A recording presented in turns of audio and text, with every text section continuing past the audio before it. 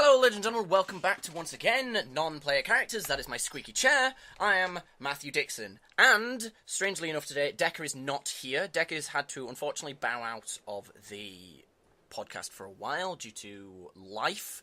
We won't go into it because it's his business, not mine. But you'll be happy to know that it is not just going to be me ranting at the microphone for an hour and a half, which I could totally bloody do. I'm actually going to be joined by the very lovely, and still from the mod, as the rule persists, the hosts have to be from the 3D NPCs mod. I'm joined by Lindsey Lloyd. Hi! And that is Lindsey Lloyd. Lindsey, quickly tell us who you are in the mod and what you do as a person. So currently right now I've only got two characters in the mod. I play Morla and Yathrael. And what I do as a person, is there like anything like specific that you want to know, or? Nope, just talk about what you like. Oh, or just what I like. Well, I like the color blue and school. I like learning, and that's about it. That's all that's coming to my mind right now. Alrighty then. Yeah. As always, this is the non-player characters podcast. We are part of the 3D NPCs network. You can go find the mod at interesting NPCs. Just Google 3D NPCs, you'll find it. Yeah. That'll get you to where you need to be. If you're wondering what the game is in the background, it's a game called Mountain, which is basically an interactive screensaver, and I don't care. It's gonna be in the background. I apologise for the resolution. There probably will be black bars or whatever Chris decides to put at the sides of it. Maybe he puts the topics. I really don't know. Can I say hi to the mountain? You can say hi to the mountain. Hi, mountain! The mountain says hi. Oh, yay! The mountain will actually periodically say things. The text will come up above at the top. And the audience will be able to be like, hey, the mountain said something. Currently, actually, the mountain has a giant light bulb lodged into the side of it, which is very odd. I don't know. But that's the game in the background for this episode. One thing has changed since the last episode of Non-Play Characters. The Patreon went up for the 3D NPCs podcast network. All that is you can choose whatever you like, a monthly donation to help fund the podcast. Certain monthly pledges will get you different prizes. Again, I guess you can call them all rewards. And every time we reach a milestone, we will do something new. Currently, the milestones are set as they are, but they might change. We've only just started the Patreon, or Chris has only just started the Patreon, so things are subject to change, whatever. But if you'd like to go do that, just search 3D NPCs, if you search Chris Takahashi on Patreon, or click the link in the description below, that would probably be smarter, you will find the Patreon. Less steps. Less complicated. Let's get on with it. Jesus Christ. I am the smartest of men. I am clearly the best. Podcast hosting. I don't know. Hello! Hi! How are you? I am good. How are you? I am fantastic, thank you very much. So the first topic we've got for the podcast is one that's very close to mine and Lindsay's heart, and that's improving romance in RPGs, or just video games in general, actually, is also applicable. We're mostly talking about the kind of flack that BioWare gets for its Mass Effect and Dragon Age romances, in the sense that it's just push button, eventually get sex. You know, push all the right buttons, you get sex. That is how a lot of people see BioWare romances. And I myself think that is entirely untrue. I think it is push right button, get reward. Of course it is. It's a video game. That's all video games are. Push right button, get reward. But in my opinion, the romances, particularly in BioWare, I know a lot of people have said that other games do romances better. Maybe they do. But you get a wonderful story between two characters in Mass Effect and Dragon Age. Maybe not so much Dragon Age Origins, but because they're kind of silly stories, sort of. But in Mass Effect, you get some brilliant romances. You get some brilliant character interaction and dialogue and learning about the characters. You learn more about Garrus Vakarian when you play Femshep. If you romance him, you learn some really interesting things about him. You learn a lot about Jacob. I mean, when you think of Jacob in Mass Effect, all you think of is the prize. Which very quickly became a meme. The prize. The prize. But he's not a Khajiit, Lindsay. The prize. The prize. Oh, come on. The prize. I'm being stupid, sorry. But you get some brilliant character interaction. You get rewarded in a completely different way. And I think calling it push button get sex is an insult, and an unfair one at that, to the Mass Effect games. But that's not exactly just what we're talking about. We're talking about improving them. How can we improve them? So I've been talking for a while.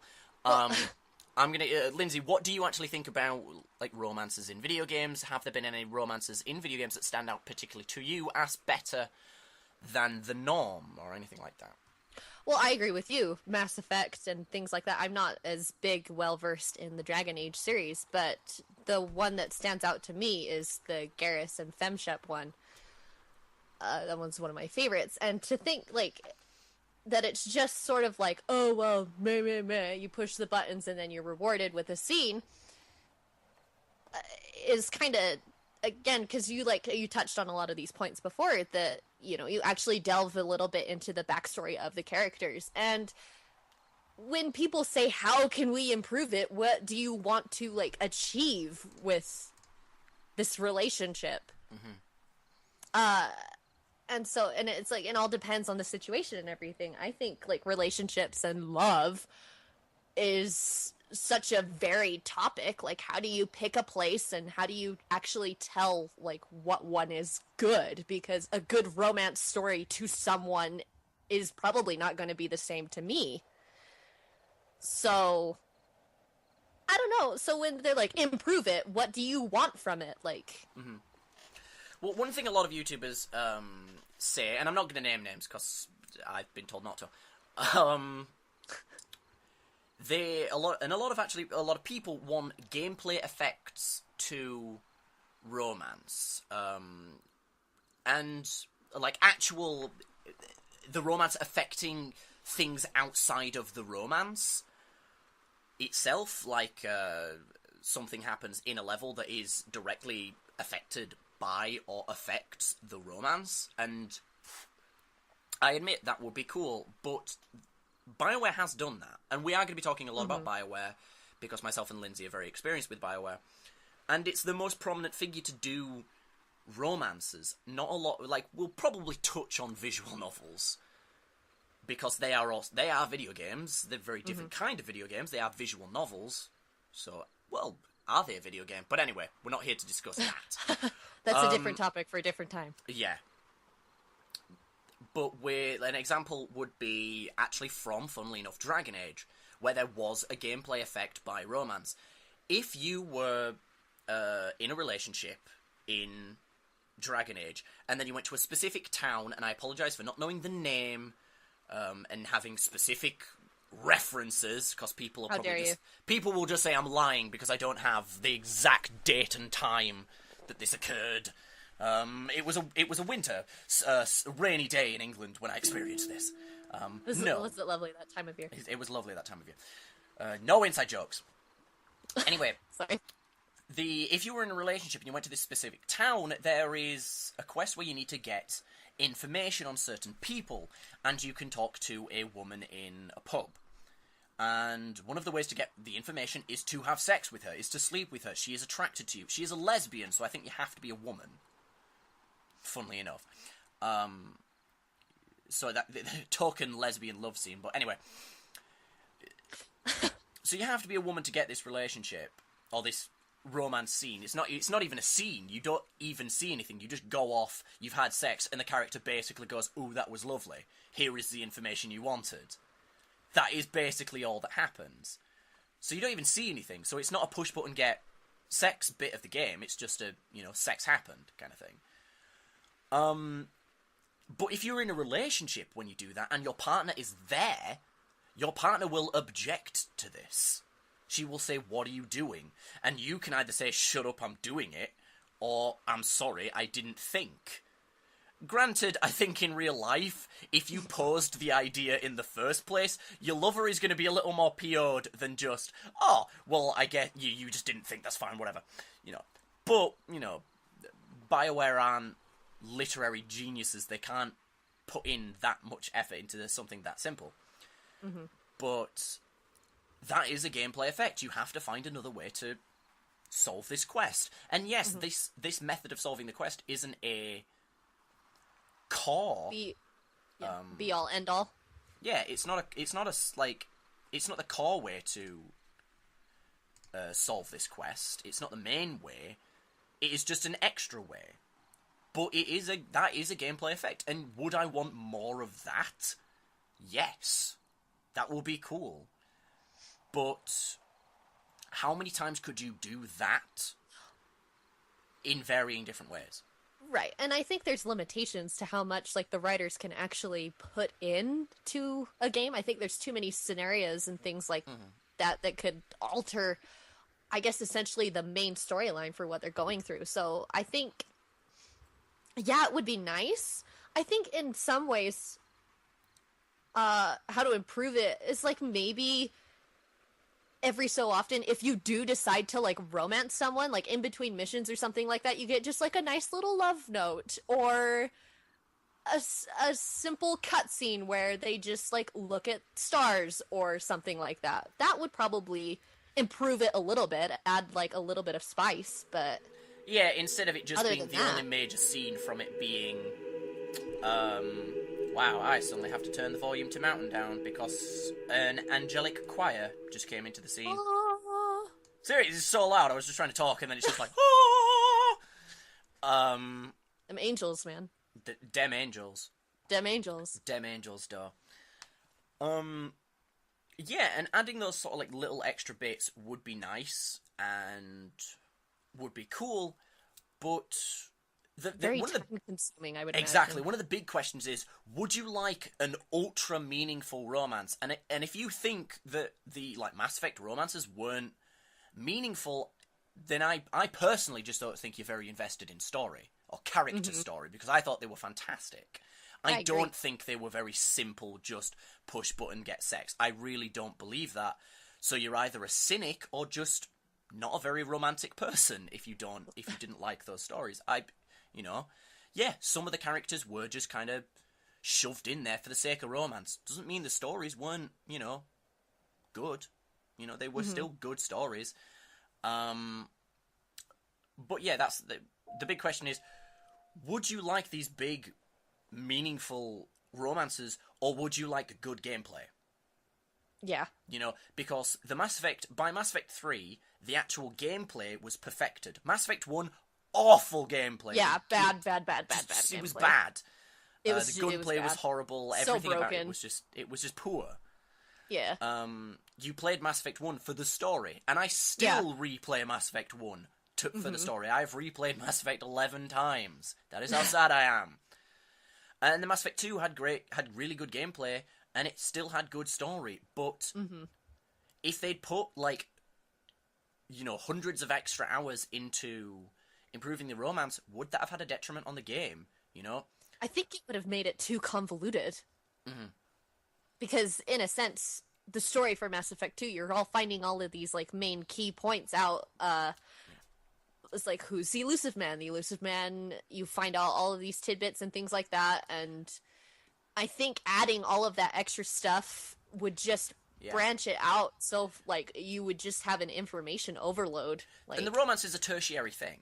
You don't the romance is an optional thing for people that like story. You don't have to do it.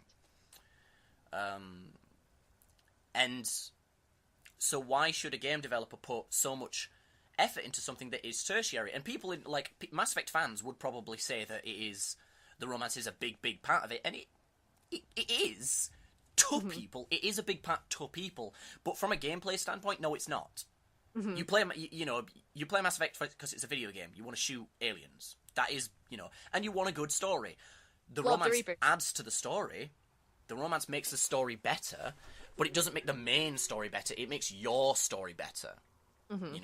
Like, just because you romanced Liara doesn't affect what Saren Arterius thinks about you. Saren Arterius still thinks you're an idiot. And it's not like, oh, you fell in love with an Asari. Clearly humanity is redeemable. That's not how it works. So the romance is tertiary. So how much do you expect a developer to put into it? And feel free, listeners, to post in the comments below, and we will read them and respond to them. Most definitely. Yeah. It's a difficult thing to do, Like, how can you improve it? When is enough, and when is too little, like, not enough? You have to, like, gauge it, and it's hit or miss, and you won't know how it's going to be received until people actually play it. And on the note of, like, it's probably easier to improve the romances in a game like Mass Effect as it is to improve them in something like, to say a crazy example, if there was a romance in Gears of War. Because not all romances are optional. Some of the romances just happen in the story. They do. And those romances come into this conversation as well. How can we improve those romances? And because those romances are sort of forced upon you, they're easy in a different way because it's not push button get sex. It's just a romance that happens. But those romances are still a background thing. How can they actually affect gameplay? Beyond... some people probably don't want to be bothered with, like, romance stuff, because, in, like, Gears of War, you don't really want to play Gears of War because you want the main character to fall in love and live happily ever after and have, like, children. You want to blow up stuff. No, but I mean, in those other kinds of games, not just RPGs. Oh, yeah, that makes sense. The game is about the gameplay. Having the romance, like, actually affect gameplay in some way could be detrimental. Not just...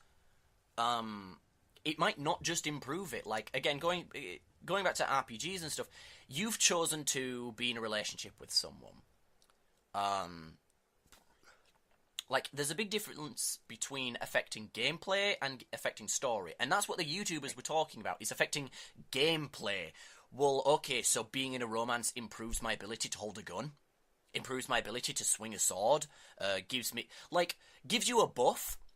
That's fine. That has actually happened in video games, where you get a buff for being with your partner. Romances can actually affect gameplay in a static buff kind of way, like they have done in sort of my favourite MMO, which is Dragonica.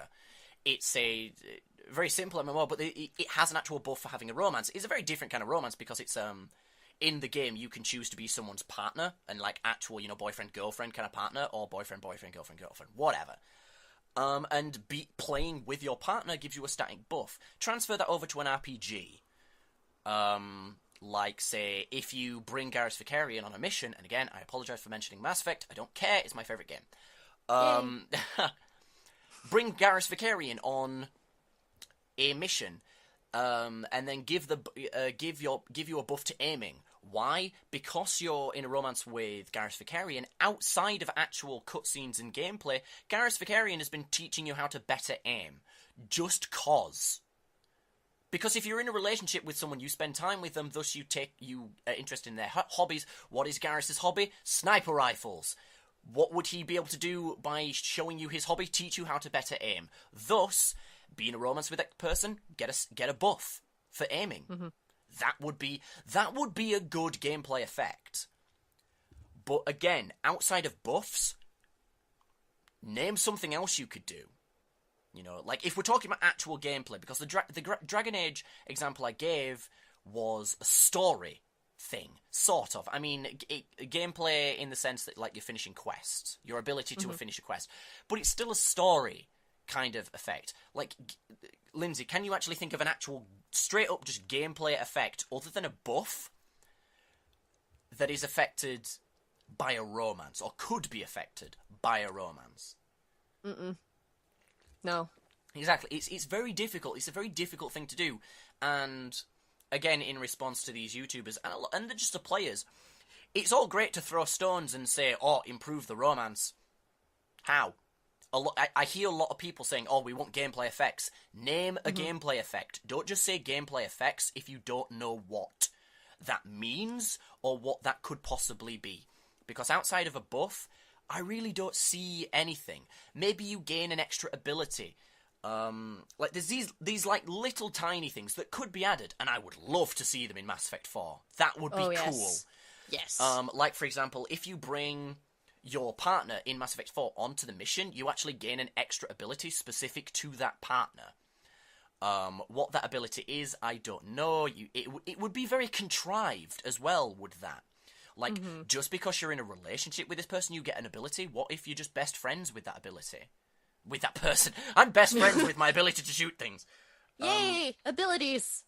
But if you just best, and that's, like, to sort of change the topic to improving relationships, because friendships are relationships, funnily enough, could that be a thing? Just, instead of it just being, like, every time you're outside of a mission, talking to this person ups your little friendship stat, and you get more dialogue, maybe it could actually affect gameplay. That would be really cool. And again, this is a topic about what I'd call ideally, Ideally, this stuff would happen. If I was super best friends with a character in Mass Effect 4, they actually improve in combat. And they did that a little in Dragon Age, but again, it was a buff. If you're maximum friends with that person, they actually get stronger. But it's just a buff. That's all it is. But maybe in Mass Effect 4, you're best friends with someone, you unlock a new ability, like a dude bro ability, essentially, like you bump fists and get a buff, or you bump fists and suddenly you both aim in the same place, that kind of thing. Those are all possible gameplay effects and would really make the game cool. But with big budget games, they would have to focus the game on that. And again, romances in Mass Effect are tertiary. They're not the main things. They're just little things. They're just background things. So I feel like we're kind of being like really kind of nitpicky like right now. Like But I think you kind of have to with this. Well, yeah, you have with to. this topic. I've lost my train of thought. I'm sorry. But no, not your fault. The gameplay, like making those gameplay effects in a big budget game, in order for a company to justify doing those things in a game, they would kind of have to make the romances more prominent or make them more of a central part of the game, just because with big budget games, I'm not saying like BioWare wouldn't want to do this, I'm saying EA wouldn't give them enough time. They just wouldn't. Big budget games don't have enough time because they have publishers at their back. And an indie dev wouldn't have the resources or the time or the dedication or the writers or the amount of people or anything to do it themselves. So the only way this kind of thing would happen is just if we gave BioWare just 5 years to make a game, or just as long as they wanted to make a Mass Effect 4 game. No EA involvement, just BioWare, just doing what they love. Then maybe those things would happen. But they can't just be in a game. They can't just be a side thing in a game, because they take a lot of resources, making specific abilities for being friends or in love with a specific character. Imagine how many characters does, like, available people does Mass Effect 2 have to bring on a mission? Oh, it has like 10. And then Mass Effect 3 had the same amount. Well, and how do you quantify the difference between, like, an ability between a best friend and somebody that you're romantically involved with? Or someone that you're enemies with. Oh, Because if you're going to do it with friends, what about the people that don't like you? All of this could have an effect, and it's a lot of work. So at the end of the day, it's all well and good to complain about it, but how exactly do you fix it? How do you fix it, and how do you justify the amount of work that goes into it? And that's the thing, viewers, I would love to see all of this in the game.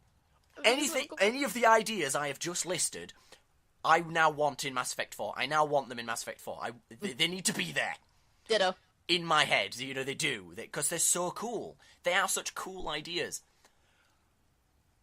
But will they be? No. Why? Because BioWare doesn't have enough time or money to do them. For something that would be really, really cool, but is at the end of the day a very tertiary thing.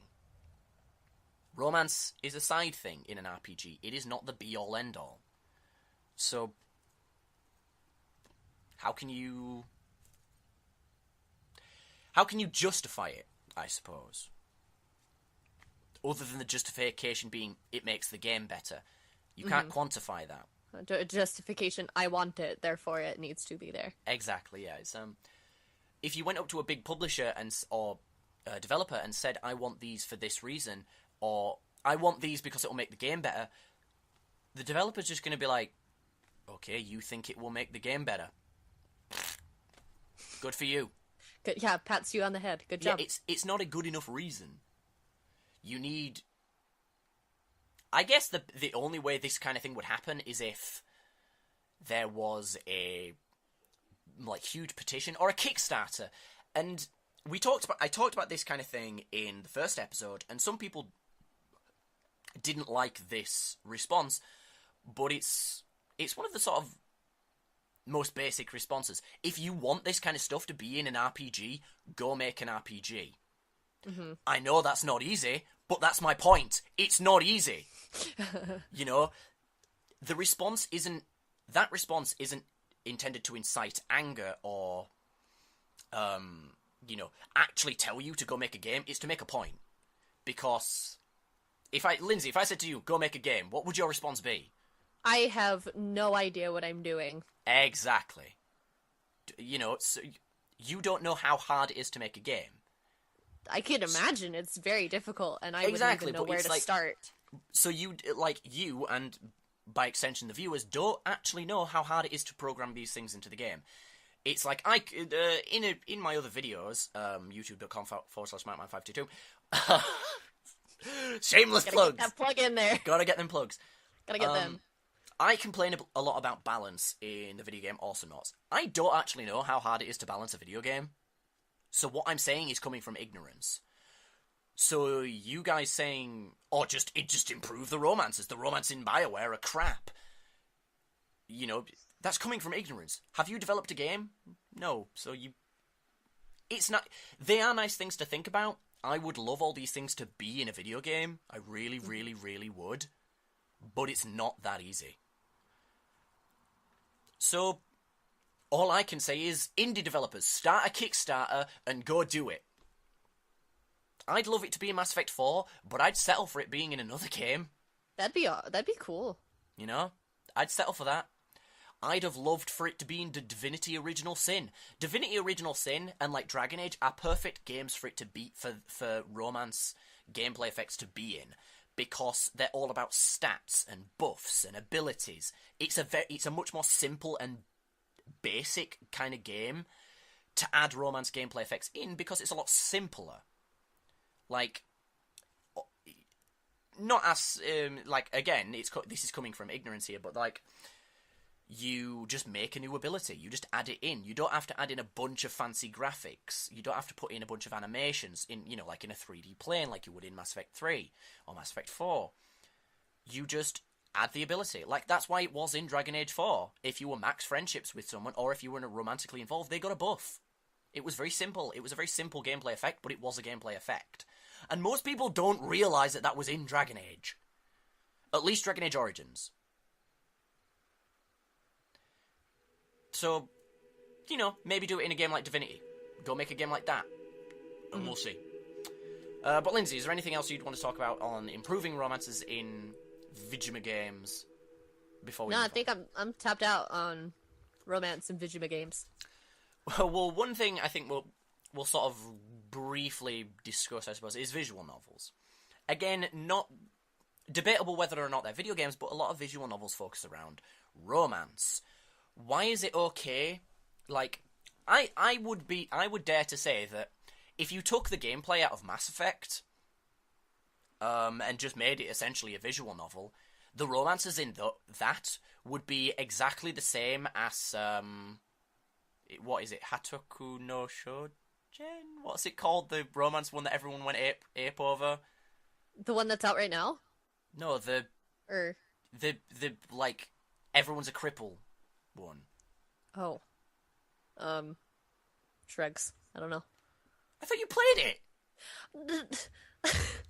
No. Haku no Shoujo, whatever it's called. It's something like that. Shoujo? Yeah, because it means, like, broken heart or something. I don't remember. No, I haven't played that one. Why have you not played that one? It's amazing. Anyway, okay, well... Anyway, the romances will be basically the same as that. And that is, like, touted as, like, this amazing romantic story. Loads of people love it and go ape over it. Why does a visual novel get away with it, with push correct button get sex, and Mass Effect doesn't? That would be my last question. Why does a visual novel get away with it and a video game not? There's a whole bunch of, like... There's, like, a whole genre to it. Dating simulators. Like, if that is not the epitome of you push the right buttons to get the boyfriend or the girlfriend, like, then... Yeah. What is? Yeah. Go ahead. So, no, that was the end of my thought. Brain fart. Yeah. Because in a visual novel, it's not like you have to complete a level to gain affection with someone. It's not like you have to play a round of Tetris to gain affection. No, you just press the right button, and that is the right way to do it. Say the right thing. Well, I think the stakes are lowered. Yeah, in a visual novel. It's not like we have to save the world. You're normally just like an average Joe going through your life, or you're watching a story of someone going through their life. Yeah. And I guess that's more accepted. And it's the main point of the game, is the romance. In Mass Effect, again, it's tertiary. So why having basically the same kind of method that's in a visual novel in a video game, why is that unacceptable? That's what I'd like to know from a lot of people, that do complain about Mass Effect's romance styles. And I'd like the people that complain about those romance styles, to know how many times they've played through Mass Effect. Any of them. Just as an example. Or if they've played it at all. Because a lot of people have just watched the sex scenes and then said, right, well, I don't need to play Mass Effect. So I don't know. Because romance is a very, difficult thing to portray in a video game. Just like death is. Because in video games, if you die, you just respawn, and it can't be any other way. Right. Other than, roguelikes. But roguelikes have no story, so... But yeah. Well, I guess there's one instance, when you die and you're actually done, I know it's probably not something that you've played, or I've played. Zombie U? I know they tried to do something like that. When your character dies, all the stuff that you had is with that character that is now a zombie, and you're somebody else. So I guess, that's a cool thing to have, but... Yeah. But anyway, it's my point was just that it is hard to convey the risks of death in a video game, other than you lose a bit of experience. You're not scared to die because you're gonna die. You're scared to die in a video game because you're gonna lose progress. Right. Not because you'd actually die.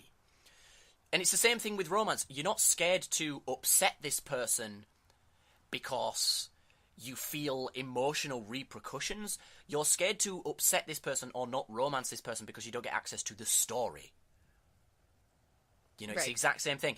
You can't portray it appropriately in an interactive medium. In a book, it's easier because in a book, it's static. It will happen, or it won't happen. Because it's a book, it's what is written is what shall be. In a video game, it's different. It's interactive. You are a part of it. You make your character in an RPG. In Mass Effect, you are the shepherd of your creation.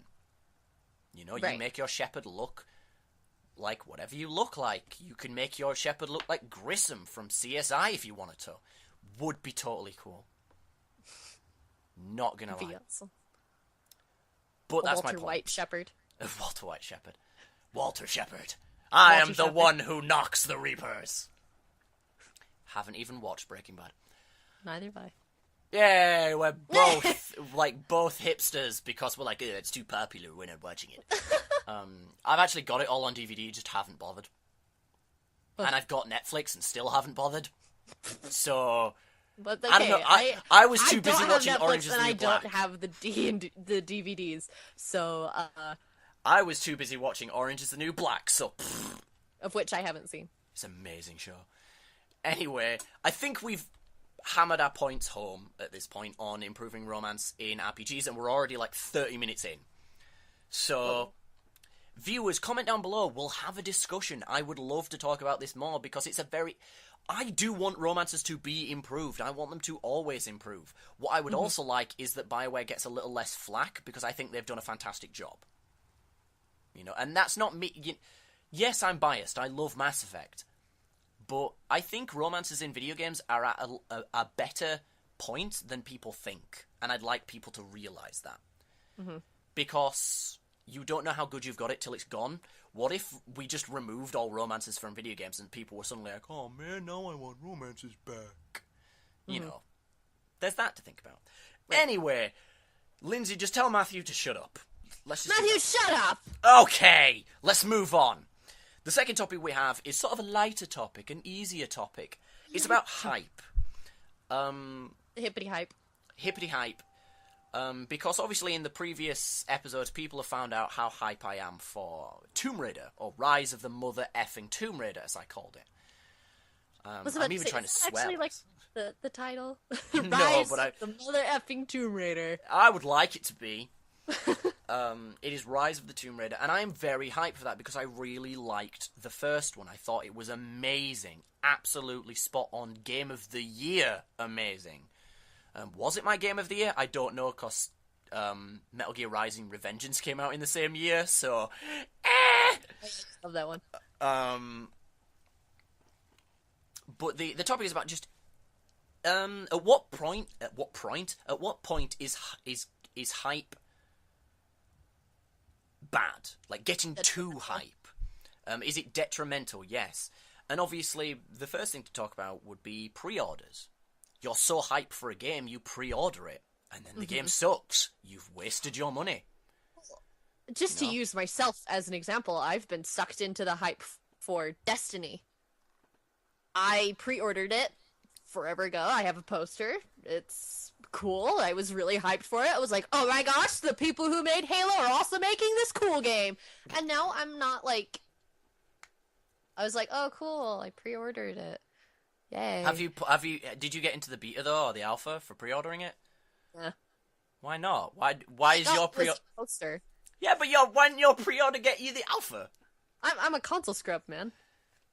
That's what... It's not on PC.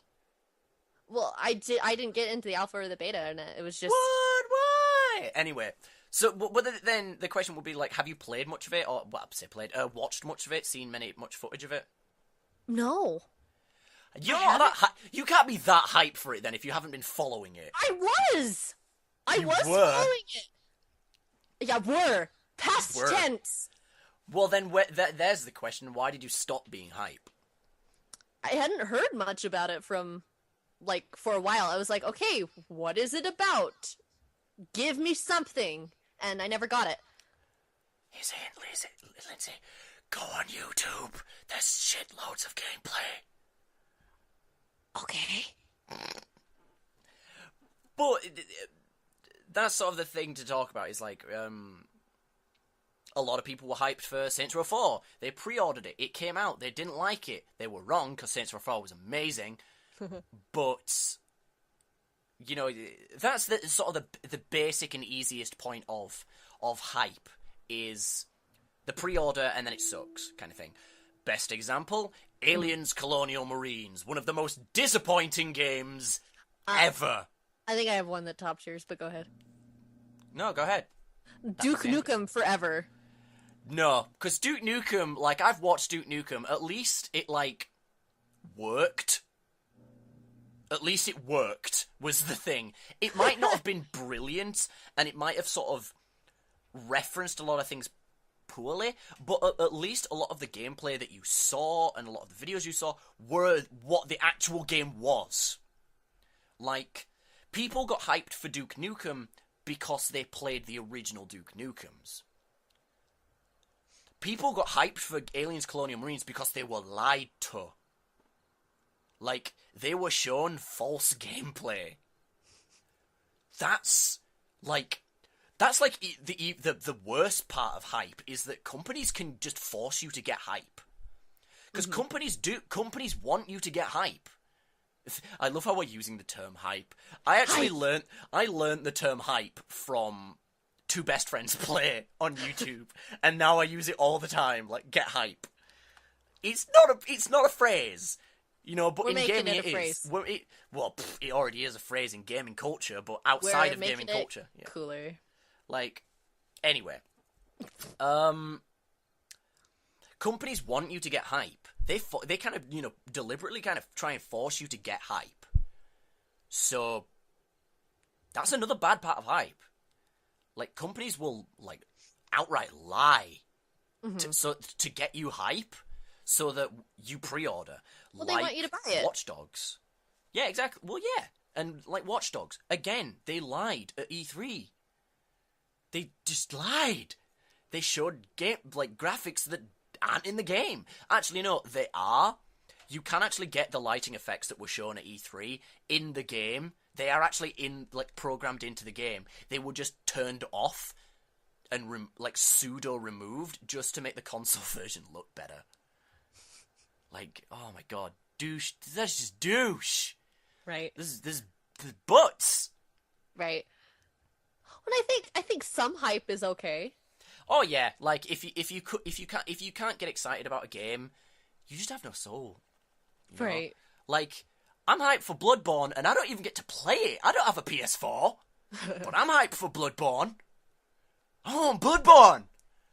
Because I'm hyped so that I can watch it. Like, being hype is okay. Getting too hype is the thing. And that's the other problem of it. It's not just pre-orders. If you, like, for Bloodborne, actually, go on some of, like, the forums that are discussing Bloodborne. There are some people that are so hyped about it that won't even look at the, like, potential bad things about it. They'll ignore all bad things and just, you know, if you say anything cross of Bloodborne or anything sort of pseudo-cynical or, you know, maybe this game won't be perfect, they will just ravage you. And it creates internet hatred. People just like, oh, you're such a bad person because you're not hyped for Bloodborne. Get hype. How dare you not be hype? How dare you not be hype? And that's another problem, you know, is like, hype can create these big divides between people. The people that, you know, like anti-hype, which has sort of become this thing in the past, like, year or so, purposefully being anti-hype just to annoy people. You know, or just to be the cool kid that's not excited, you know, like, oh, I'm not excited for Zelda's, what is it, Zelda Bravest Warriors? No, Bravest Warriors is a cartoon series on YouTube. Hyrulean Warriors? Hyrule Warriors, that's it. I'm so hyped for that game! I'm so hyped! This isn't even a topic about why hype is bad. It's just, what is Matthew hyped for? Matt, that's what all are this you topic hyped is. about? But there's people out there that are just deliberately just being like, oh, this game's gonna suck. It's like Dynasty Warriors. It's ruining the Zelda franchise. I'm like, no, it's expanding on it. There is a new Zelda coming out, and there's Hyrule Warriors. How can you not be happy about that? It's like, yes, but, like, no one just plays Zelda. No one just plays Zelda. Right. No one. So, like, if you like Zelda, there's a chance that you do kind of like other hack and slashy games. So how could you not be happy about Hyrule Warriors? But there are people that are, like, big Zelda fans that are, like, sort of choose to be anti-hype. Just to be anti-hype. Mm-hmm. That's, like, the opposite of hype. It's like... Well, personally, I try not to get too hyped, just in case I try, I fail. I try really hard, because I remember I got sucked up in the Defiance hype.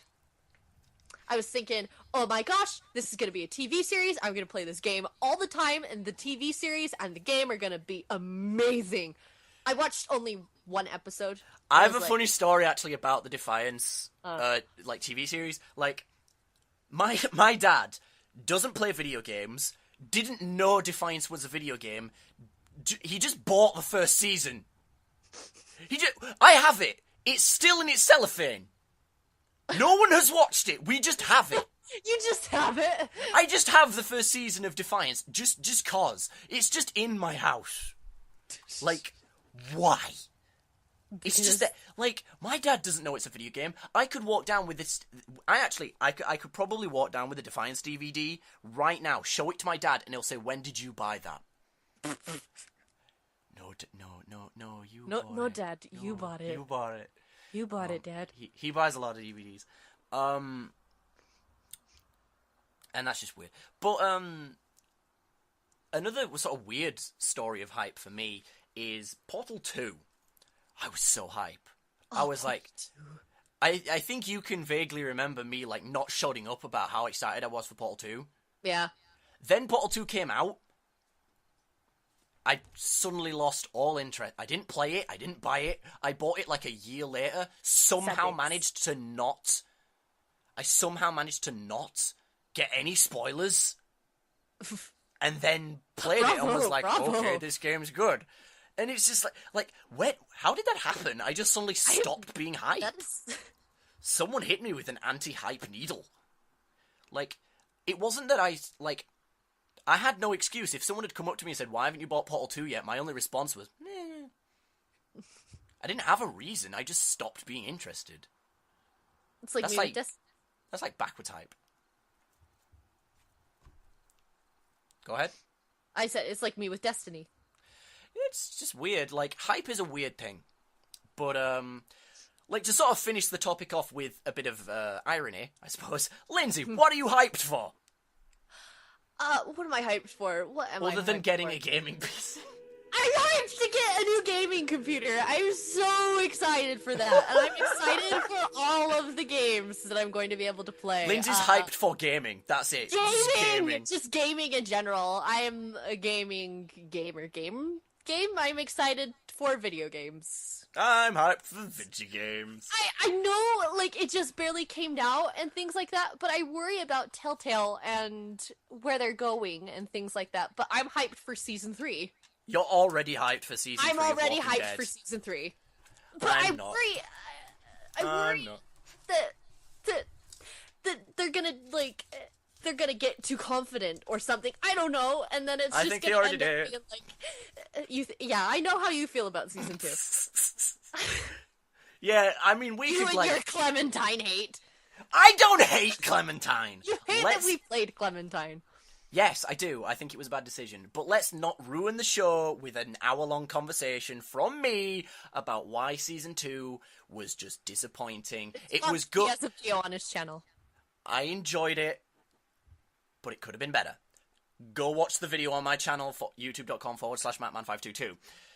And find the video why Walking Dead Season 2 could have been better. Just go watch that video. That explains all my feelings on it, whatever. If you want me to talk about it, we'll talk about it in the next show. Boom. Plug for the next episode. Episode 4. Coming to you in 3 weeks. I don't know. But yeah, I mean, is there any game that's been announced recently that you are hyped for? Other than Season 3 of Walking Dead? The Hyrule Warriors. Yeah, I'm pretty hyped. I don't even have, like, the platform to play it with, but I'm also I don't even have a Wii U. I'm hyped for Smash Bros. I'm hyped Yes! for Smash Bros. Oh yeah, Like, that's true. How did I forget Smash Bros? isn't everyone hyped for Smash Bros? I mean, really? Yeah. I mean, even the people that say they're not are liars. Yeah. You're hyped for Smash Brothers. You just are in your core of core. You at home, probably you're just sitting there, you're like, oh yeah, Smash Brothers! And then there's that one guy that's like the anti-hype that's like, I'm not hyped for Smash Bros, it's gonna suck. Which anti-hyper? Let me level with you. Deep down we both know. You're really hyped. Yeah, duh. We all know that. We all know. We all know. Don't hide it, bro. It's okay. Release your hype. Hype is good. It's okay. Release your hype. But yeah, I mean, we've already discussed it. I'm hyped for Rise of the Tomb Raider, Smash Bros. Just name a game, I'm probably hyped for it. I'm hyped for the sequel to Metal Gear Rising: Revengeance that'll never happen. I'm hyped for Mass Effect 4. Yeah. Even though Mass Effect 4 has a good potential to suck. I'm still hyped for it. I'm still hyped for it. And that's bad hype. It's like... to end the topic, bad hype is when you know the evidence points to it being bad. Or not being as good as the sequel. And that you are going to be disappointed. That little voice in your head that is like, you need to just chill out about this. But then there's that big part of your brain that's wearing the Mass Effect 4 t-shirt going, shut up! It's going to be awesome! And that's the hopeful part of your brain that you shouldn't listen to.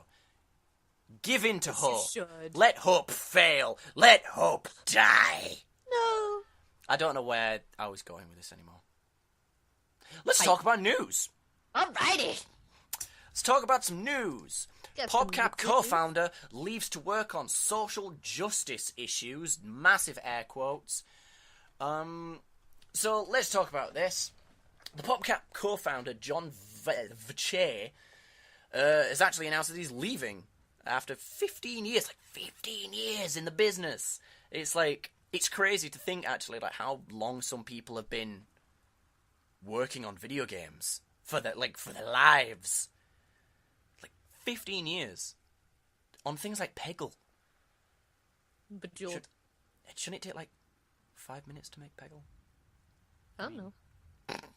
I mean, but you know what I mean. It's like, it's 15 years on casual games, and it's like, that's pretty crazy. You know, that's dedication to like Plants vs Zombies, Candy Crush, and Candy Crush. You know, and making oodles of money. That dude must be rich as balls right now. Well, he I don't think he's hurting for cash. No, he's like the Friends cast. He doesn't have to work. He just chooses to on occasion. Yeah. But the quote we've got is from when he left is, I will be spending some time working with environmental news non-profit grist.org, of which I'm a board member. I'll be taking some non-violence workshops, furthering some of the things I've learned from being part of the Quaker community, while I explore peace and social justice issues, such as war abolition? Is that it? Yeah. Abolition, prison reform, poverty, and the effects of race and gender privilege. So my main response would be, good on you. Really, you know? Yeah. It's like, video games are cool, but they're video games. Mm-hmm. This dude's, like, going off to work on, like, really big, like, important stuff. Like, war. Right. What is it good for? Absolutely nothing. Say it again now. I'll be quiet now. You know, and this dude's got money. He could actually, you know, put some serious money into, like, these kind of issues, which is really cool.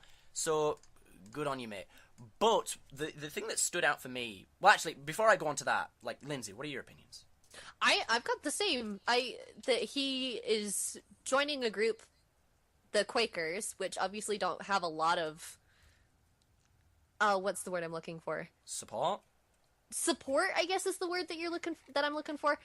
I'm not looking for it. You are. I can't remember. I guess press is what I'm looking for. But good on him for picking something in his life and dedicating himself to it. I applaud him. Yeah. Mm-hmm. Anyway, next news story, League of Legends is getting a law reform, or law rework. Now, there's a lot of quotes we could read here, and we're not going to. There is it's just sort of a new story we're going to talk a little about. But, like, Lindsay, from what you've read of it, what do you think about, like, League of Legends, this game that most people don't realize has a lot of lore behind it, a huge amount. Every character has a, like, short story behind them. Right. That is part of the character. There is a weekly sort of newspaper thing that goes about the events of the universe. There's the animated shorts, or cinematic shorts. There's a lot to it. So, you know, what do you think about, like, League of Legends getting a law rework? I personally don't see this as a bad thing. And let me preface it with this, because they mentioned in the interview that it originally has been deviating from what they want to do. And if you're working on a game that you love, you want it to be able to promote the image that you want in the first place. Is it something that people are going to be happy about? No, I don't think so. I think some people are going to be okay with it, but not. Yeah, not everybody. I'm not too invested in the lore that's happening right now. But I personally don't see the complete rework as a bad thing. I don't think they're going to throw everything out. I just think it's going to be right. What do we have here that we actually want, and how can we make it better? Is how I see it. Like they've said in the interview that none of the characters are going to change lore-wise. It's just basically going to sort of rework everything so all the characters fit better in the world. That they more backstories and better backstories and all that kind of jazz. And no, I don't. Neither do I. I don't think this is a bad thing at all. Because just like comic books, the lore of League of Legends just has become really convoluted. Really, really convoluted and crazy and just weird. So if they streamline it. Yeah, exactly. That's sort of the main goal of it. Is just make it make more sense. Make it streamlined. Make it so people can understand it. And because it's too late now to get involved in the lore unless you want to spend a day reading everything. And people don't. People don't care enough. But a good example of a lore rework that went well in a lot of people's opinions is the Marvel Ultimate Universe. Marvel thought we need to, the lore is really convoluted, we need to retcon some things. Well, okay, let's do it. Let's start a new universe. This universe is the Ultimate Universe. It has no connection to the original universe, but it's going to have a bunch of retcons in it. It's going to change some superheroes and how they work. Some superheroes are going to have completely different stories. A good example, Ultimate Spider-Man. Ultimate Spider-Man, or The Amazing Spider-Man, is where the Spider-Man's other girlfriend is. Spider-Man has two girlfriends, Mary Jane and then the other one. Gwen. Something. Gwen Stacy? No, Gwen Stacy's a singer. No, okay, I think. I don't know. Don't quote me on that. I know it's Gwen. Someone help me, I need an adult. But there you have it. That's a rework that did really well for Marvel. Here's a lore rework that did really stupidly. The New 52 from DC. They handled that crap. Because right now, the, Batman has only, Batman's only been going, in the new lore, Batman's only existed for 8 years. So that means he's raised Dick Grayson from the age of 11 to 18 in the space of 8 years, had a son, Damian Wayne, who grew to the age of 12, saved Tim Drake and raised him to be Robin for 2 years, and Jason Todd, who was raised and then died and became Red Hood and became 20 years old, all in the space of 8 years. Yeah, 'cause that makes fucking sense. Oh, and by the way... I don't know about you, that makes perfect sense to me. And by the way, Supergirl never existed in the universe. She's actually only just come to the Earth. So all those previous times where Superman, Batman, Swamp Thing, Wonder Woman interacted with Supergirl didn't happen. Oh, but guess what? They did. What? That makes fucking sense. So, my main point... is that this could go wrong. This could go horribly wrong. It could go horribly wrong. By the way, I still love DC and still buy all their comic books. I freaking love Swamp Thing. He's amazing. And I'm really annoyed that Jonah Hex got cancelled. Anyway, it could go wrong, but it could be really good. It could really reinvigorate the story, because one of the main reasons Riot is probably doing this, that I don't think they said in the interview, is so that new people can get into the lore. Mm-hmm. New people, because it's really daunting right now. And if they rework the lore, new people will be like, oh, I'll get interested in the lore. And what does getting interested in the lore do? Invest you in the game. What does investing you in the game do? Keep you playing. What does keep playing League of Legends do? Make you buy skins. What does buying skins do? Make Riot money. So there's a point to it. And what does Riot do when they make money? They make the game better. Bingo bango. So this law rework could potentially be really good for the game, for the community, and just again, for the game in general. Mm-hmm. That's really. I hope it does. Really cool. I really do. I hope for their success. Yeah, it'd be cool. And again, the lore is really convoluted right now. I would like it to make more sense. All I want them to do is make more lore about Maokai, because Maokai is one of the coolest freaking League of Legends heroes ever. Basically, like, for the viewers at home, why Maokai is cool, and I know this is a news segment, but I don't care. Maokai is cool because Maokai was a tree. Just a tree in one of the maps in League of Legends. Halfway through a match between 6 other heroes, this tree just came alive and killed everyone. And was like, dude, I'm awesome, I'm gonna kill you. And the League of Legends was like, no, why don't you join us and you can kill more people? Maokai was like, cool, that sounds awesome. Trying so hard not to make a Guardians of the Galaxy reference. I'm Maokai. I am Maokai. You can't stop nature. That's what he says. He's awesome. He has like a little seedling dude that he throws and explodes.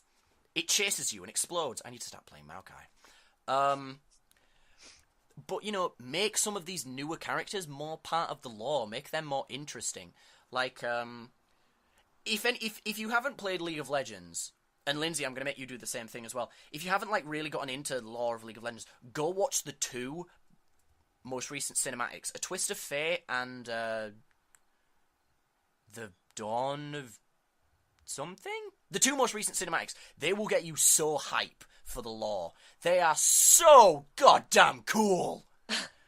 Go watch those. Go search Riot Cinematics, League of Legends Cinematics. Go watch them. You will be as hyped for the lore rework as I am. Because some of these characters just are underappreciated. Maokai, Shyvana. Shyvana's my favourite freaking character. I want her to have more part of the story. She's awesome. But let's move on. Lindsey, would you like to introduce the story about Amazon? Because I talk a lot. Yes. I would. So, a lot of people know that Amazon bought Twitch for about $1 billion. $970 million. Holy poop. Can I have that much money? Yes, please. That would be nice, wouldn't it? Then I would pay for that romance RPG that I've been talking about. There you go. But they promised that they wouldn't change anything about Twitch as it is right now. Mm-hmm. So, I don't know, it kind of like begs the question, do we believe them, or if another corporation had bought Twitch, would that still be the same? Would Twitch still be Twitch as we know it? Mm-hmm. So, I don't know, I like Amazon. Yeah, I do. I think Amazon are great. Like, my best... Like, and I know a lot of people have a lot of problems with Amazon, but my best story is, my Kindle broke. So I went online, the day it broke, and my warranty was still warranted? Is that it? Because void is the, like, is the not thing. Like, void is when your warranty's gone. What is it? Anyway, my warranty was still up. We'll call it that. So the day I broke it, I just immediately, like, claimed it. It broke just in my bag, so that counted as normal use. It just broke. I don't even know how it broke, really. So that counted as normal use, so I got a new one. My new Kindle literally showed up the next morning. The next freaking morning. When have you ever ordered something and it showed up the next day? Right. That is amazing. I don't even know how that happened. The only way, like, I can actually explain that is if I just didn't notice that it was actually a week, because my perception of time is awful. But I swear it came the next day. Like, that made me love Amazon. I've had nothing but good experiences from Amazon. Like, ordering my textbooks for school and everything. One of them got lost, and they're like, we're so sorry. Like, we'll get you it. Like, no, like, we'll get you it as soon as we can. I got it, like, the next day. So, yeah, their great. Customer service is impeccable. Mm-hmm. Like, I've had to call them once or twice, and they've been like, "Oh, here's your problem." Because again, with my Kindle, I couldn't, like, I logged onto my Kindle once, and none of my books were there, and I called them up, and they were like, "Oh, we've accidentally, like, somehow the system has accidentally made you an American and English account." Like, I have 2 Kindle accounts. I have 2 Amazon accounts, basically. And somehow I logged onto my Kindle on my American one, and they found that out for me and explained it to me and said, log on with this email address, but make sure you're set to these settings, blah, blah, blah, and they helped. Their customer service is awesome. Mm-hmm. So, they're a great company, and they've been making moves lately, like getting into the gaming stuff. That's the interesting thing. Well, I don't think Amazon is dummies. I think they know that gaming is going to be, like, the new thing. And one of the things they know as well is that digital gaming is big. Well, they know Steam is a threat. Mm-hmm. Yeah. Well, I just remember growing up and having, like, a PlayStation. We were, like, the only kids on the block that had a PlayStation. And for the longest time, I actually got teased in elementary school. They're like, you can't play games, you're a girl. And I didn't care. I was like, social justice warriors.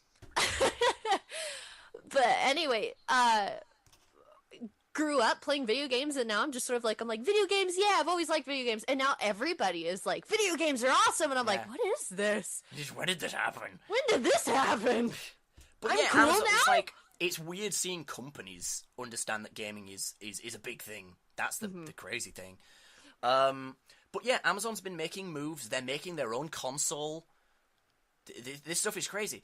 But I love this quote from the head of Amazon Games, Michael Frazzini. By the way, Michael, awesome last name. Twitch is absolutely doing a great job, and we don't want to change that at all. That's the best thing I've heard all year. That's awesome. Just well done, Amazon. Slow claps. Like, they've bought the company, and yes, they are now backing the company, and they're doing things, but they're not changing anything. Mm-hmm. And that's awesome. Yeah, and then we've got a quote from, I think, the person who owns Twitch, basically. What's his name? Emmett Shear, the CEO of Twitch. The reason I thought Amazon would be a good home for Twitch is that we had a really shared vision around where the gaming industry is going.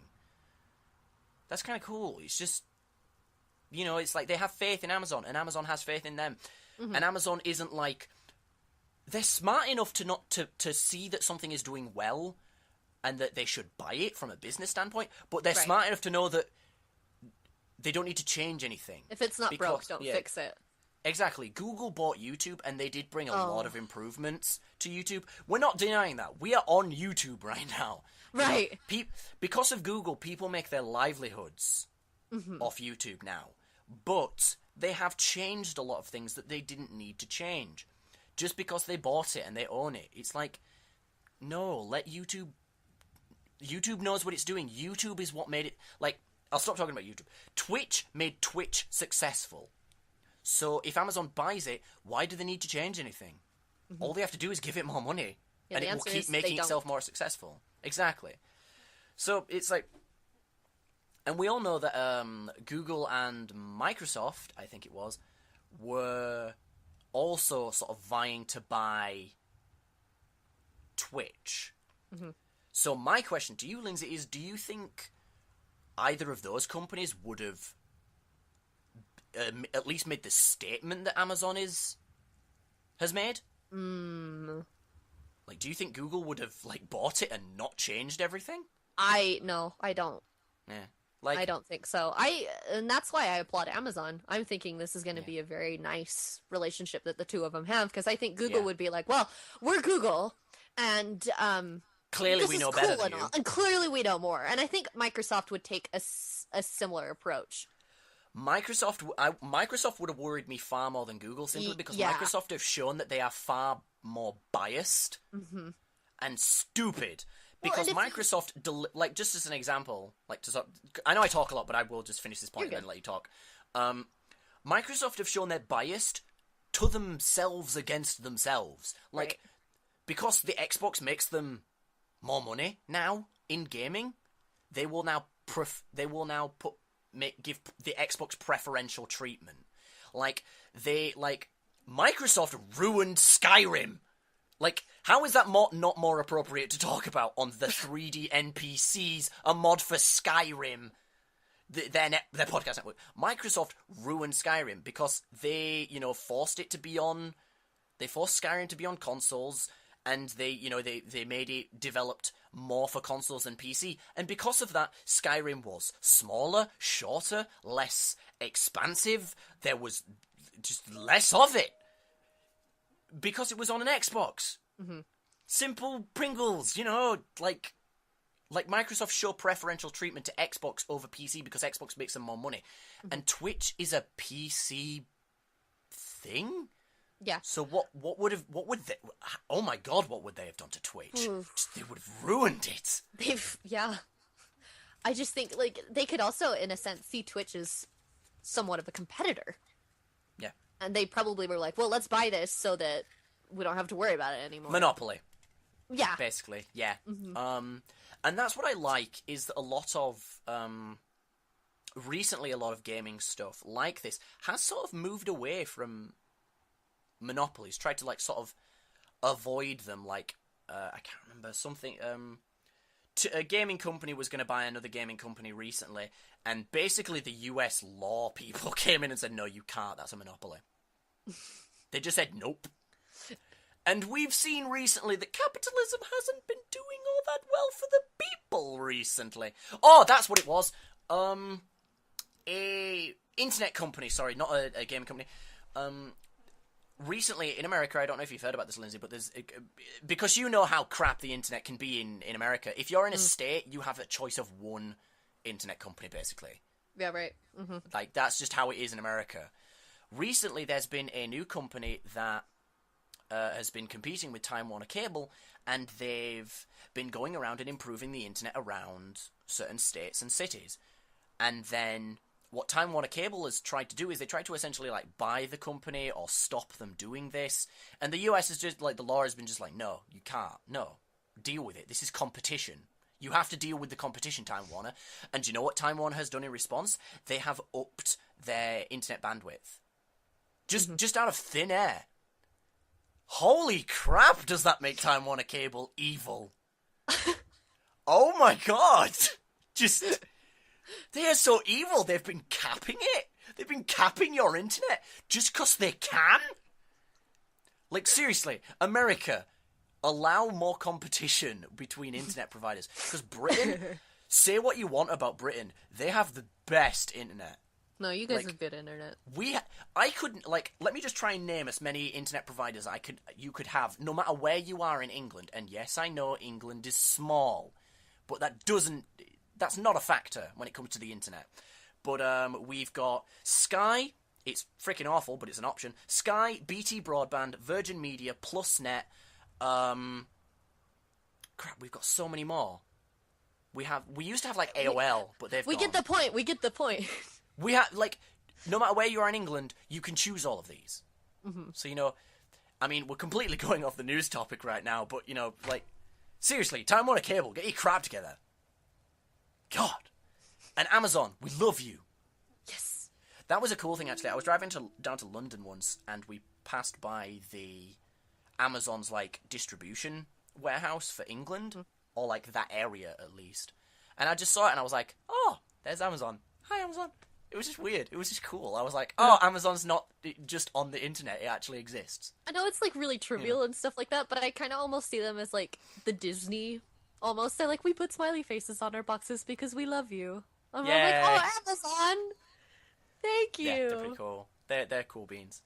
But again, there's another example. Disney bought Maker Studios, the company behind Polaris. As far as I'm aware, Disney hasn't changed anything. There was a lot of jokes, on the TGS podcast, not TGS, the co-optional podcast now, that they weren't allowed to make jokes about certain Disney characters or Marvel or something like that. But Disney hasn't actually changed anything. Mm-hmm. So, some companies have proved that they are good people and, have good intentions. Mm-hmm. So, Amazon, keep it up. I want Amazon to, I honestly want Amazon to get, really successful with digital games and, be a really big competitor for Steam. Because right now, F Steam. Steam suck. They do. You don't own the games on Steam. You don't own them. You are renting them. If you get banned from Steam and try and say, well, what about my games? They just go, tough, you don't own them. How crazy is that? How freaking crazy is that? Well, they can, because they've got a monopoly, basically. They have a monopoly. They don't have any competitors. Yeah, I want competition. They can do that. I want the competition between... I want GOG and Amazon to suddenly do, like, super well and have those... And Origin. Heck, even Origin. I want all of those to suddenly start doing, like, super well. And Steam be like, oh, crap, we gotta get our shit together. Mm-hmm. Because right now, they don't have to. Gabe Newell can just continue bathing in money. Mm-hmm. Gabe Newell, I love you. Marry me. Anyway. Now, Lindsay, you're American. Yes, I am American. So I think you should introduce the next story, because I think it's hilarious. Hilarious, of because course. I think this story is actually a subtle insult to America. It is a little bit. So go ahead. You do this. Apparently there was You a have contest. no idea how big a smile I have on my face right now. I can imagine. There was a contest on DeviantArt recently. Or how long ago was it? That was a long time ago. This Anyway, is an old thing. This is an old poster that was for Team Fortress 2 to promote, like, to make it look like a World War I propaganda poster. Mm-hmm. This poster did a really good job.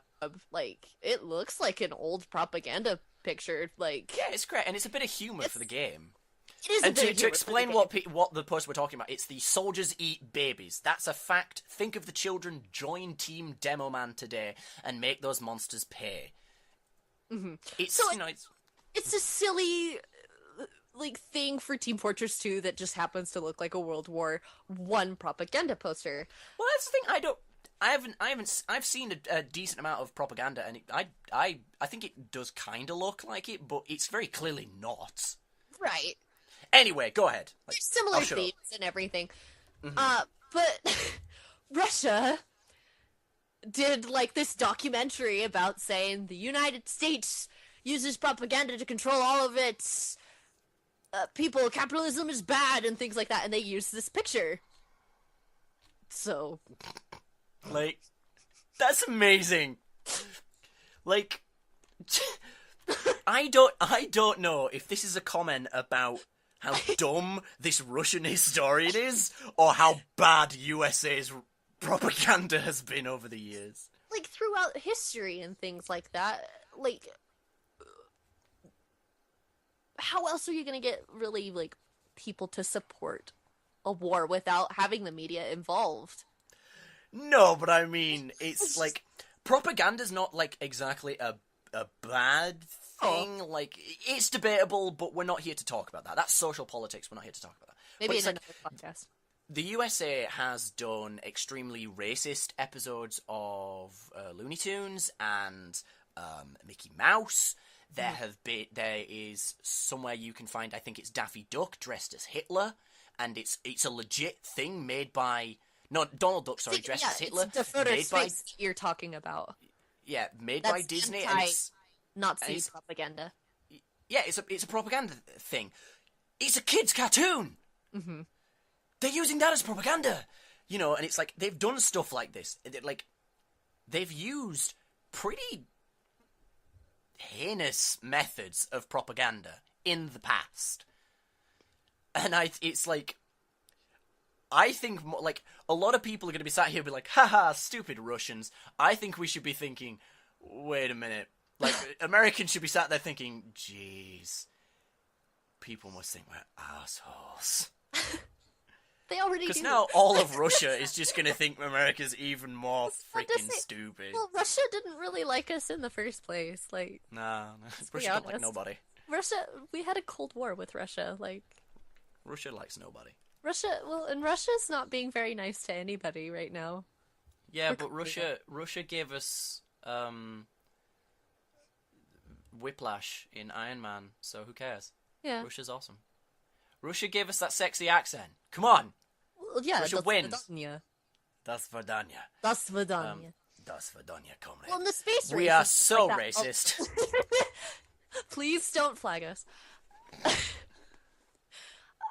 Well, in, like, the space race, a lot of things have, like, come, like, I guess, good things, technological advances and things like that, but... Yeah, Russia and the United States don't really like each other.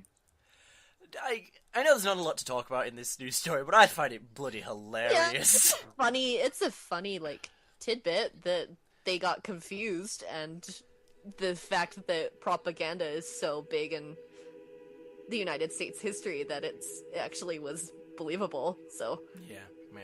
So I think... But anyway. Russian historian, you made a goof, but USA, you made a bigger goof. You made a big goof during World War One. Your propaganda must have been bad.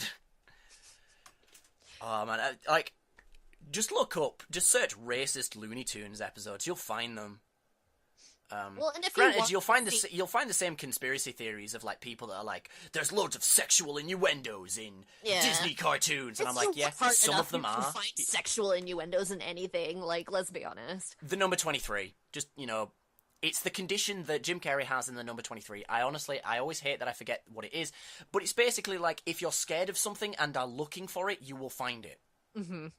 Because I can, like, once I watched the number 23, I was like, I wonder if I can make the number 23 out of the letters in my name. And of course I can. There's, like, a million different equations I can do with the numbers in my name.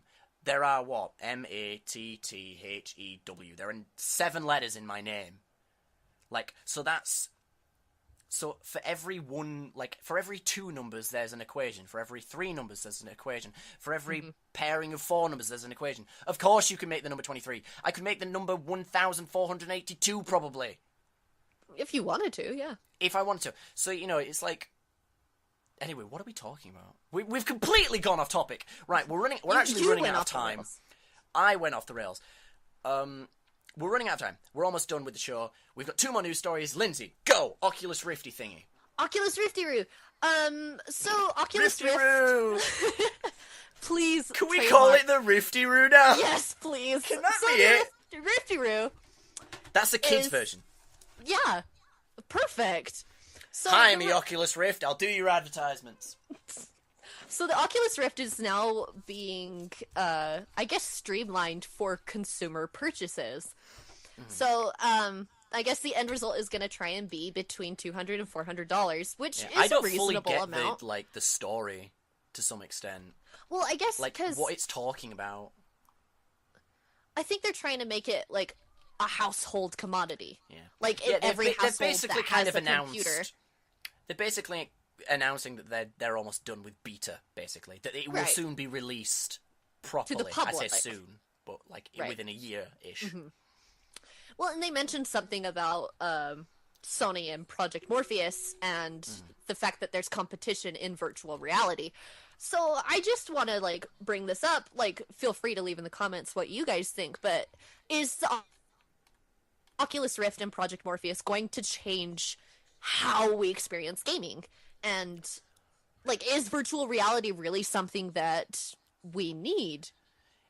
I don't think it's going to change gaming as much as people think or hope it is, but I think it is going to change some gaming. I don't ever think in the next 5 years, and I know technology is going like crazy right now, but I don't think in the coming years gaming will ever become total VR. I just don't think it will. I think some people just like sitting back with the controller too much. I do. I love it. I think there's just a certain weight behind VR. Like, there's too much sort of, essentially, pressure? I don't know how to explain it, but it's like, I don't always want to be in the video game. Sometimes I actually kind of want to be in my room. You know? Yeah, I think there's limitations to what you can do with virtual reality. Because, yeah, sure, you can make it look like you're there, but what about sense and but that's like technology's going crazy. That stuff will come. Right. That stuff will come, but like, will it ever be affordable is the other question. Right. Because I was thinking, I was like, oh, the Oculus Rift is kind of cool, but will everybody be able to afford it? Apparently now they're trying to take steps because so that you can, but will everybody jump on the opportunity? Oh, an Oculus Rift! I need one of those! Yeah. But that's the thing as well, is it costs about the same... It's going to cost roughly around the same price of a home console. Right. But you can't just buy the Oculus Rift and put in a disc. You have to have a computer. And you have to have a decent computer. Mm-hmm. You can't have just a crappy one. You have to have a decent computer to run this game. Yeah, it's a supplemental item. So really, the Oculus Rift, to play it like optimally, is going to cost you around £1,400. Mm-hmm. It's going to be that's great. pounds, like dollars. That's like over $1,500 to really enjoy the Oculus Rift. So you already have to be a gamer, a big gamer, to want to buy this. Is the thing. And so have some extra and I know that's about playing around. I don't know. Yeah, exactly. Well, I know it's not that they're like overcharging for it. They've said they're trying to make it as cheap as possible. Mm-hmm.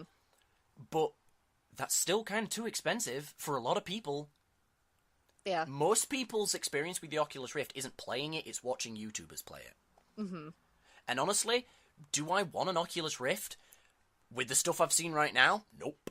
Not really. I was really. just about to ask that. I was like, are there any really like games that are appealing to play on the Oculus Rift that are like Oculus Rift exclusive? Like, yeah, the coolest games I've seen right now have just been sort of horror. Mm-hmm. Like, Oculus Rift could be great for horror games. Oh yeah. But the games that have been released for it at the moment haven't been that brilliant. Mm-hmm. You know, like most of my experience from the Oculus Rift comes from Markiplier. Let's just all admit that. It comes from Markiplier. Markiplier. And the games I've seen with the Oculus Rift have just been kind of, whoop-de-doo kind of thing. Mm-hmm. Because they can't make the controls too intensive simply because you can't see the controls. Mm-hmm. Unless they're with a pad and your muscle memory, like me and a freak.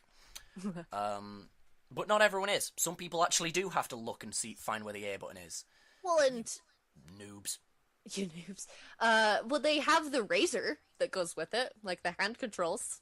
That was kind of like a way to solve the problem, but... There's a lot of sort of like neat... Like, there was that big hamster ball at, like, PAX, or Gamescom, or insert name of convention here, where you could, like, sort of walk around the area by walking in the hamster ball, but it didn't feel like real walking. So there's a lot of, like... We're in sort of like the basic stages of VR at the moment, the very, very basic stages. So I don't think it's anything to get excited about right now. But the one thing that stood out for me in the news story is that the Oculus Rift guys were like, I hope Project Morpheus is successful. I want the competition. That's awesome. Good on you, Oculus Rift people. Good on you. Yeah. Yeah, I like it, because I doubt Sony would be as open about it. They probably wouldn't be as too excited, the Rifty-Roo. They'd be like, hey, you stole our Project Morpheus idea, even though they probably didn't. Yeah. Yeah. Like, Maybe, Project Morpheus has taken a lot of inspiration from Oculus Rift, but who cares, you know? Yeah. Like, yeah, they might have taken the idea, but yeah, they don't care, and it's like...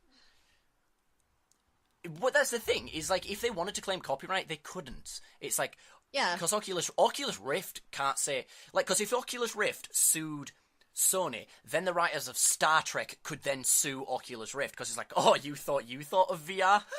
You're adorable. Right.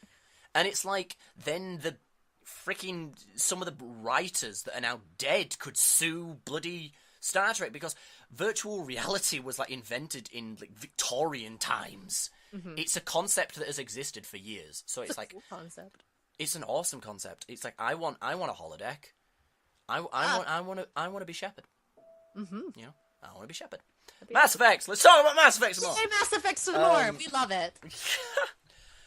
But yeah, it's like, there's a lot of interesting little tidbits in this story. But like, they've addressed the Facebook buying Oculus Rift, and they said they acquired it when it was still a small company. I would agree that Android would not be as successful or mainstream a computing platform as it is today if Google hadn't.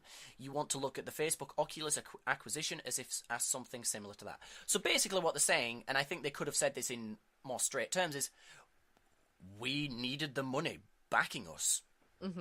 So deal with it. And that's okay. That's fine.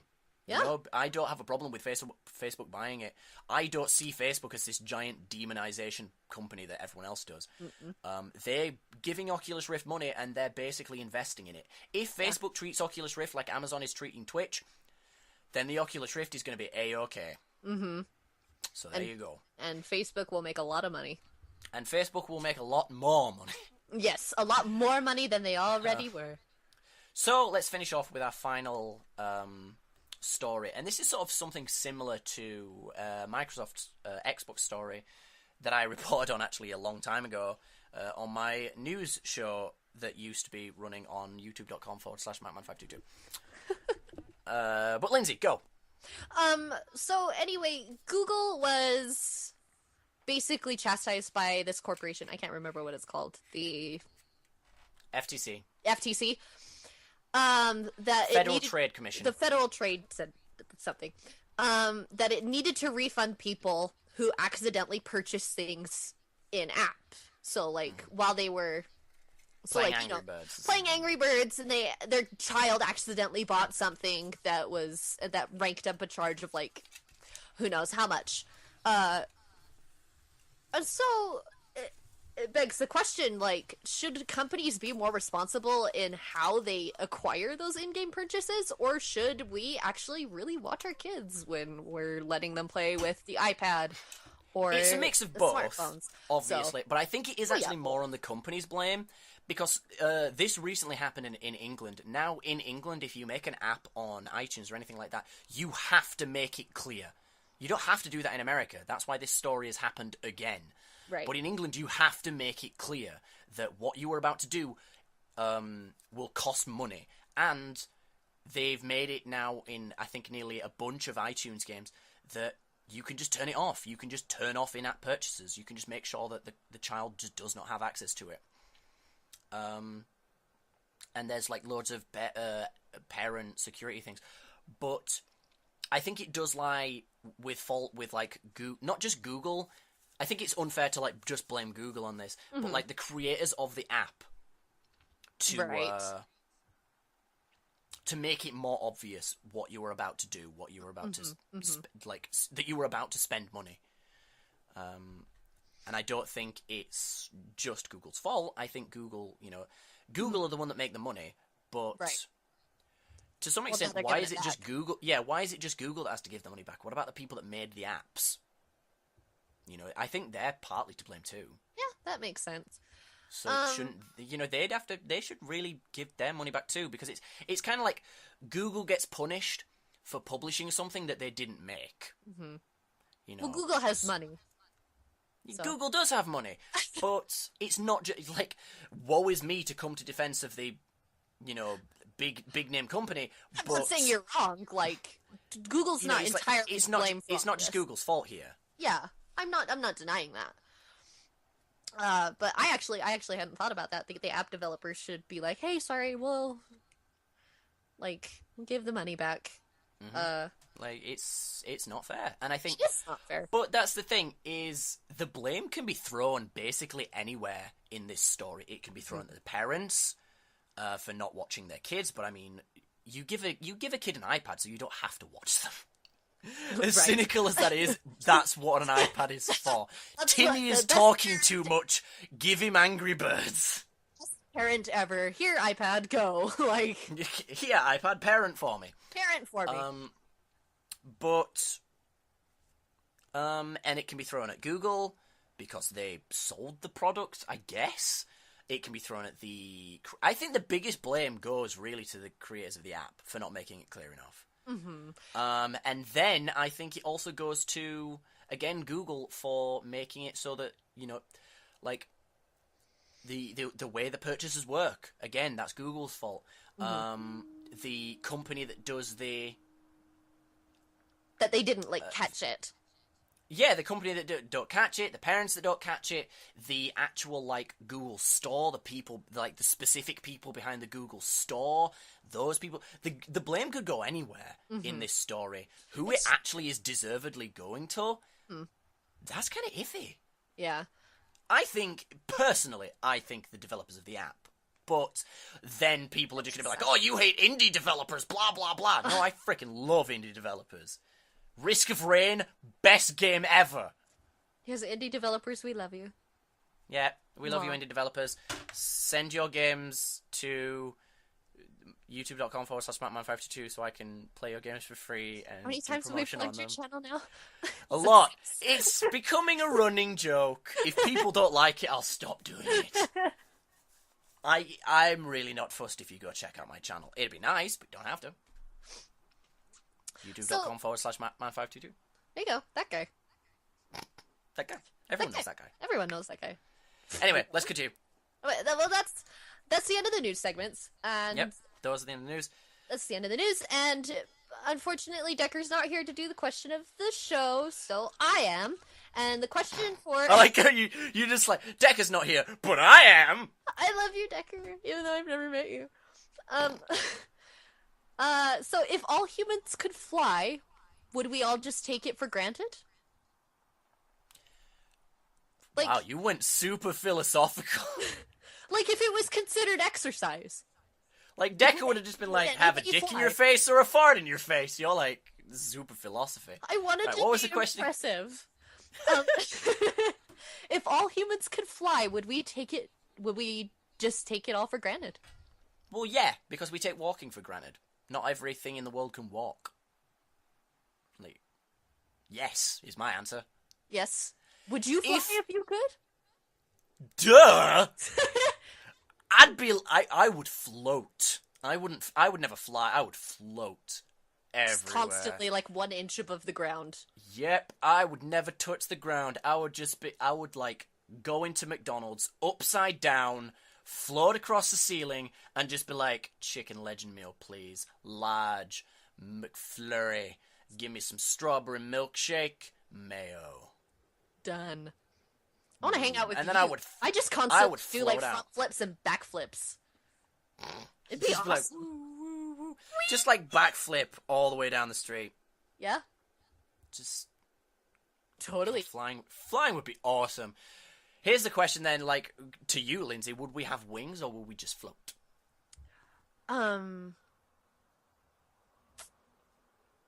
Wings are cool.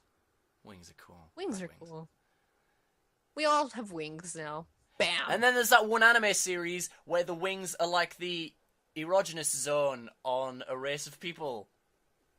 Which I find hilarious. About No Game, No Life. Yeah, because he's like, let me touch your most sensitive place. And she's like, okay. And everyone's like, what? And then he touches her wings, and because that's the bit. And then he gets super into it. He's like, oh yeah, you love it, don't you? He's rubbing her wings like a freaking weirdo. And then she's like, now let me touch your erogenous zone. And she like touches his armpit. Oh, yeah. No, did she touch the like underside of his elbow? Isn't it? It was his armpit. Was it his armpit? Yeah. Oh, yeah. Oh, that's awesome. Anyway, go watch No Game No Life. That anime series was actually really awesome. Really annoying at one point and obnoxious. And we could start a new anime podcast for that. That's for another podcast. Yeah, we're inventing all these podcasts. Yeah. So thank you very much, ladies and gentlemen, for listening to the Non-Player Characters podcast. I think we're just about on time as well. Every time we do a show, I'm like, oh my god, we're not going to fill up the show. Then we do! So go check out please subscribe to the podcasting network, because there's not just the non-interesting, the non-player characters podcast. There's not just our podcast, there's other podcasts. There's Open Nat, there's Modcast, and speaking of voice acting, all great podcasts, all really interesting, got some great people involved in them. Go check them out. And subscribe, comment. Seriously, guys, just comment. We will answer them. If you look back on the previous episodes, I've answered every comment that we've gotten. Hasn't been many comments, but I've answered them all. I love you guys. You're all awesome. I love your comments too. Check them out. Just go. We'll have a discussion in the comments. Send us. Ask us a question. We'll answer it in the next show. Stuff like that. It will be. Do what you like. So, subscribe. That's all I'm saying. And like and share these. We've been getting a really good amount of views and stuff. And this is really early on in the stages of the podcast. And all I can say is thank you. Yes, thank you. Thank you for all the likes and people commenting and saying that me and Decker were doing a great job, and I hope you enjoy Lindsay being on the show now. And hopefully the next time we do a show we'll get a guest on. I don't know, but you guys are awesome, and the show couldn't happen without you. And here comes the second part of that. If you want to, you don't have to, but if you want to, go pledge to the Patreon. You guys are great, basically, is all I'm saying. You guys are cool. love you. So if you want to, go check out the Patreon. See what see how much you think this podcast is worth. If you think it's worth nothing, then don't pledge. If you think it's worth £1 or $1, go pledge. Whatever. You'll get rewards. It will be cool beans. The coolest of the cool beans. The coolest of the coolie beans. And then, if you like me, go check out my channel, youtube.com/Mattman522. I do Let's Plays, and occasionally stupid fact videos, and occasionally just ranty videos about me being ranty. I cover, at the moment, Awesomenauts, and I've got a Risk of Rain Let's Play up there right now. And other stuff. I've got a Wolf Among Us Let's Play I need to finish. That one's good. You need to finish that one. Get on that. Don't me. I wanna, I'm lazy. And in a few weeks, Lindsay's going to be getting her gaming PC and possibly maybe like starting a YouTube channel. We don't actually know yet. Maybe not. And maybe I'll be on it. We don't know. I don't know. How much higher can we get? But if you guys like me enough, I will do something like that. Please, yeah.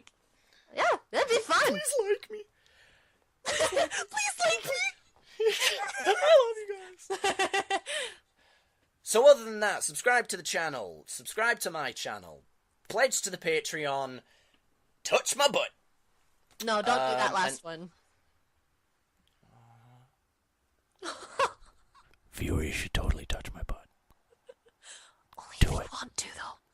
It's don't nice and firm. Don't let him force you to do anything you don't want to do, okay? You've got to do it. No, you don't have to do it, no. Don't you want to be cool? Don't. All the cool kids are touching my butt. Don't I wonder if anyone's actually said that. I want to know if someone said that. All the cool kids are touching my butt. Please, tell me someone has said that in earnest. I need to know. You did just now. Yeah, I totally meant it. Yeah. So thank you very much, guys. This has been Non-Player Characters. I have been Matthew Dixon, your ever-loving co-host. Very British, and I will continue to be British, funnily enough. You don't just change. Oh, good. Good. I come back on, and next time I'm just South African for no reason.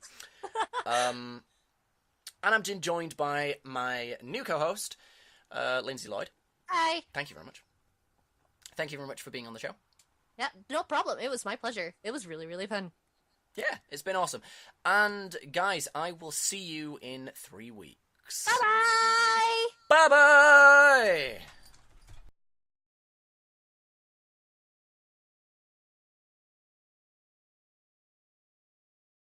This is Viridian, and you're watching the 3D NPC Podcast Network. You may recognize my voice from my previous work, How to Subscribe to a Podcast. It's real easy. You just press a button. If you like the podcast, then congratulations, you have an excellent taste. Press the subscribe button to confirm. I hope you enjoyed the podcast. If you didn't, it's likely you just need to turn the volume higher. Click on any of the boxes to watch another video. Go on, don't be shy. I'll wait here while you click them. Every time someone subscribes, an angel gets their wings. But only the ones you like. Don't worry, there is a system in place. I'm not even getting paid to do this. But if we get enough subscribers, Chris has promised me a coupon for KFC. So please subscribe. I'm so hungry. Subscribe. You might regret it in the morning, but we promise you won't get pregnant. If you like this podcast, we have 2 other shows. They also have people talking about stuff. Subscribe, and maybe they'll make the total number of subscribers public. Right now it's just too embarrassing to show anyone. This channel has a very American theme, so why did they get a Polish girl to narrate? 2 words. Fun service. One lucky subscriber will get an autographed picture from me. The picture will be of Gabe Newell, but it will have my name on it.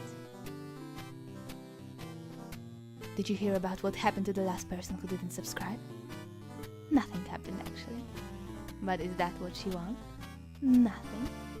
I bet she wants something to happen to you. And it will, if you press the button.